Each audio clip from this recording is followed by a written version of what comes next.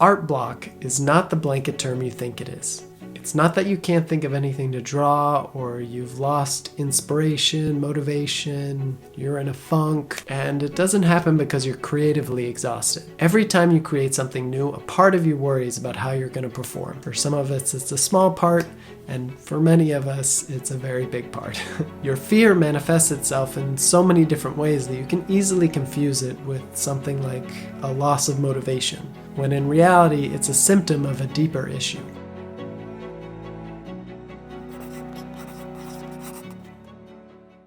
Artists like to use art block as a blanket term for when they're not able to create anything new. Defining art block like this can be dangerous because it doesn't define or target the direct cause of your problem, meaning any solution that someone gives you for that is not going to work very well. If you diagnose a disease incorrectly and you start a treatment for that wrong disease, that solution is going to be useless. It's not going to target the actual problem. You need to be able to identify if art block is actually the problem you're having so you can come up with the correct solution and get back to being creative. And when you do identify art block, you'll find that it's actually something you're very familiar with already: fear. Now, before we get to your solution, we need to address what art block is not.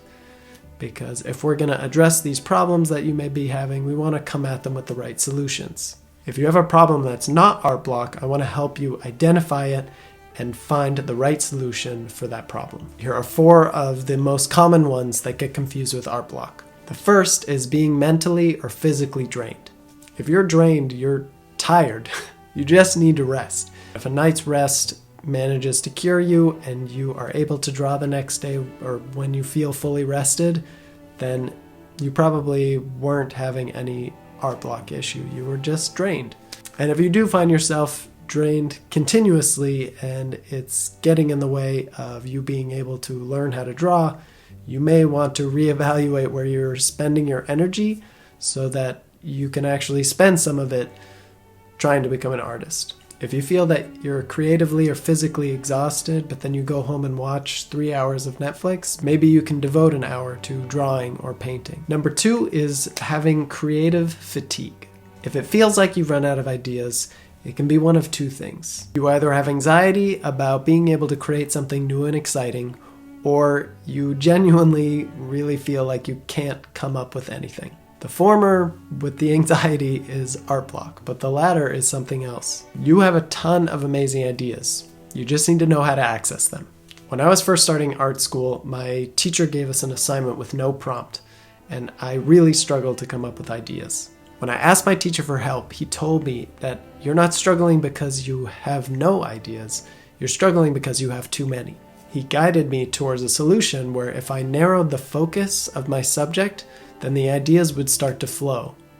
When your project has no scope, it can feel like you have no ideas because you have everything at your disposal. But if you narrow the focus of your subject, then you can have a lot of ideas in a tinier space, and things will actually feel like they're starting to come to you. And if you have good ideas, but you're just lacking in the specifics, sometimes all you need is a little burst of inspiration, searching on Pinterest. That will give you a catalog of new ideas and new specifics and details that you can add to your project. Number 3 is lack of motivation. Just because drawing and being an artist is fun doesn't mean it's always easy. You have to make consistent effort if you want to improve. At some point, you're always going to hit a lack of motivation if you don't establish a drawing habit. Prove to yourself that you can show up through small wins and you can improve over time. Motivation will never be a factor if you establish a strong drawing habit. Number 4, you're having a bad drawing day. Like we said in the previous problem, art isn't always easy. You're going to have days where you feel like you're nailing it, and days where you feel like your hand has a mind of its own. Almost like it's deliberately making the wrong choices. Relax, breathe, and remind yourself that your mindset plays a big role on your ability to improve. If you tell yourself that you're going to have a bad drawing day and nothing is going to come out good, then that's what's going to happen. It's a self-fulfilling prophecy. Tell yourself that you can overcome it. Be confident and you will find a good drawing when you push through the other side. So these 4 are the biggest problems I've seen that people confuse with art block. Don't confuse yourself. If you get stuck, take a moment to identify what the cause is so you can find the right solution so that you can break free. Art block is a manifestation of our fear and anxiety. It has nothing to do with you being in a funk. Art block happens when you're avoiding uncomfortable feelings. You adopt that mentality so that you don't have the stress of the unknown. Maybe you're afraid that your drawings will come out bad, or you fear that you're learning the wrong things and you're not going to improve.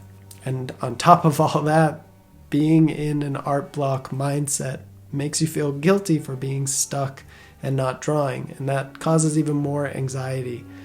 It's kind of an artist's nightmare. Accept that art block is nothing but a manifestation of your fear and anxiety. You can do that and help yourself get past it by practicing self-compassion. Self-compassion is not as easy as it sounds. My friend gave me a quick tip that helped me adopt it a lot easier. She asked me if I would treat a friend the same way that I was treating myself. If you can forgive your friend for having fear and anxiety, not that there's anything to forgive, you can forgive yourself. If you want to start practicing self-compassion, forgive yourself. Forgive yourself for being afraid, for having anxiety about the unknown, and even for getting stuck. Only when you do that are you able to move forward with confidence. Now, self-compassion is a journey. It would be irresponsible of me to say you can just solve all your problems by forgiving yourself. If you judge your past self with too much intensity, it can be difficult to find that self-compassion and love. Whether you forgive yourself or not, another way that you can practice self-compassion is to celebrate how far you've come, rather than judging yourself for where you could be. We tend to criticize ourselves a lot more than we pat ourselves on the back. We don't need to be so hard on ourselves. We would never do that to a friend. We congratulate friends for their achievements, life events, or even when they try something new. Can't you do that for yourself? Treat yourself how you would treat your best friend.